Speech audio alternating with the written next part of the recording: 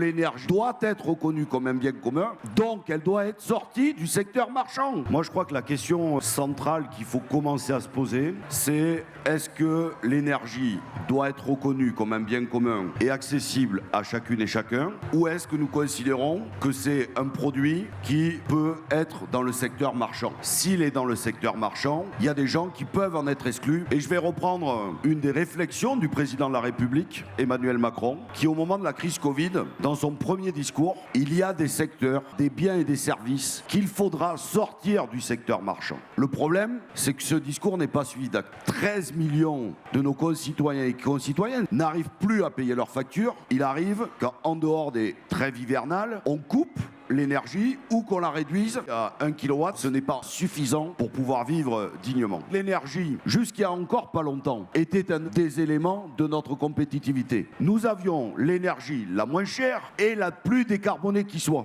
Ce n'est plus le cas aujourd'hui. Aujourd'hui, la France, elle est reléguée au second plan lorsqu'on fait ce constat. L'énergie doit être reconnue comme un bien commun, donc elle doit être sortie du secteur marchand. C'est ça la question fondamentale. C'est la question de la renationalisation de tout le secteur énergétique, aux côtés d'EDF, Total Energy et Engie. Je pense que nous sommes majoritaires dans le pays sur cette idée. Face aux crises que nous avons traversées, cette idée, elle va s'imposer.